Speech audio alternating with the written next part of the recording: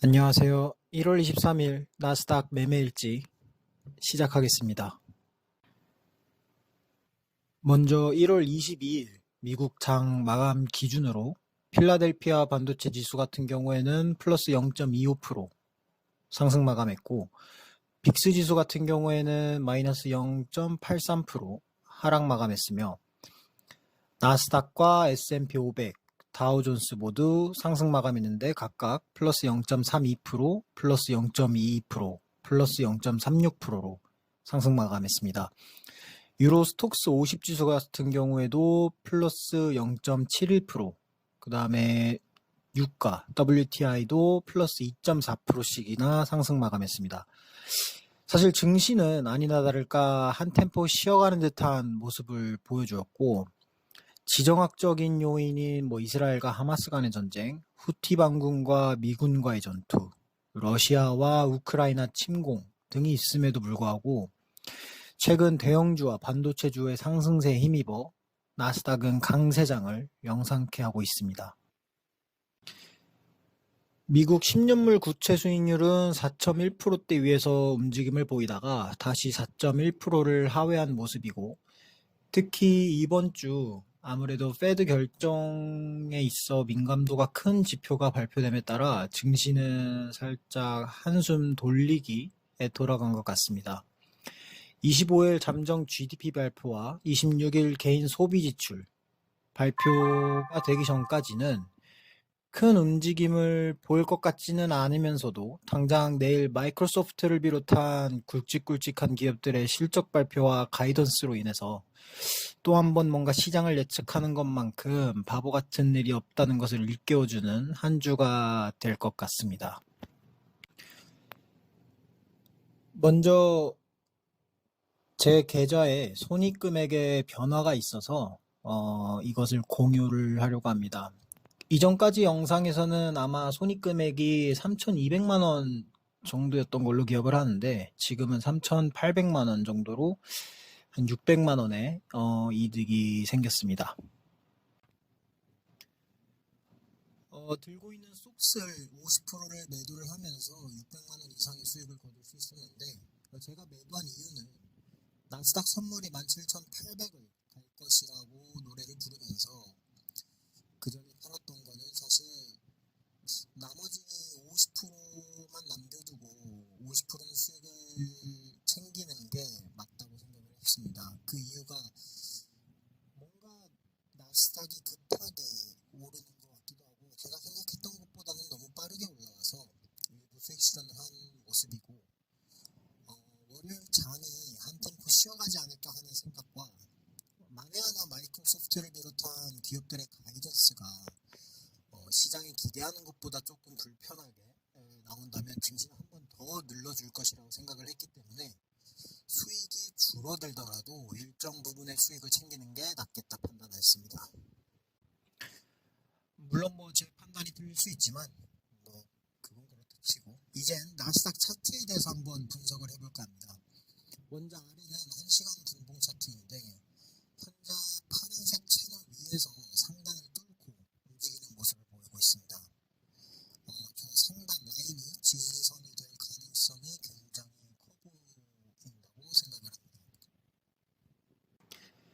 그리고 아래는 2시간 분봉 차트입니다. 먼저 빨간 원으로 마크 표시해둔 부분을 포인트로 봐서 채널을 형성해 봤는데, 왼쪽 부분을 보면은 상단이 막혀 있고 오른쪽 부분에서는 하단이 막힌 부분이라 아래와 같은 채널을 형성을 하였습니다.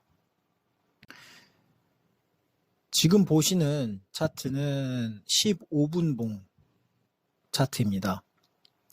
노란색으로 총 3개의 채널을 만들었는데, 빨간 원친 부분들이 그 이유입니다.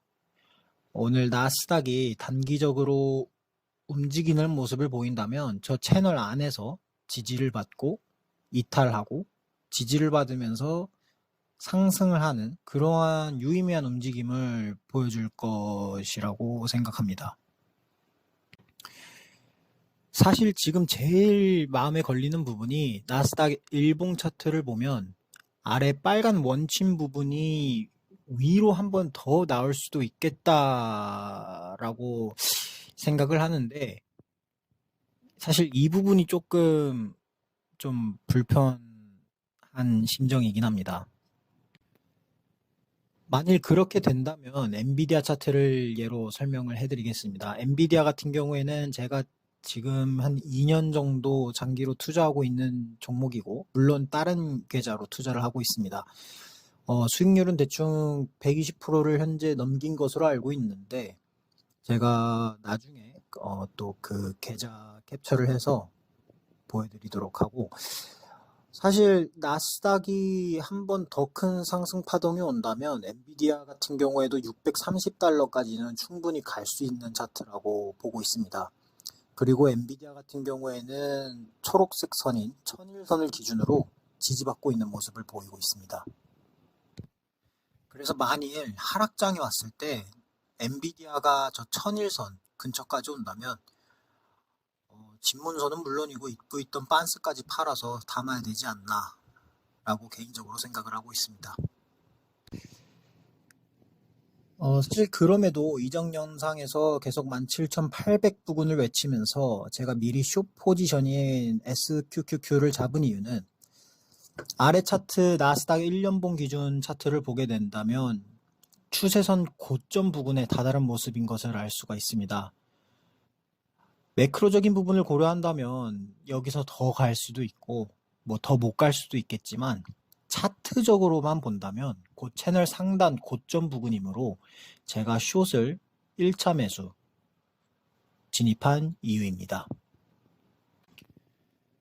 현재 개인적인 의견으로는 시장이 뭔가 한 템포 빠른 듯한 느낌이 있습니다.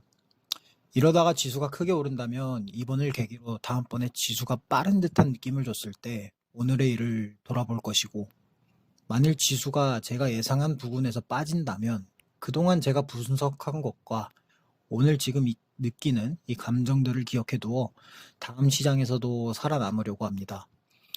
시장은 사람들이 모여서 사고 팔고 하는 장이다 보니 레밍 신드롬으로 인해 주가가 지금 상태보다 더 과열 상태가 될 수 있다고 보고 있습니다. 남들에게 뭔가 뒤처질지 모른다는 공포에 급하게 시장에 뛰어드는 그런 포모 현상으로 주가는 언제든 가열될 수 있다고 보고 시장에 대응하려고 노력하고 있습니다.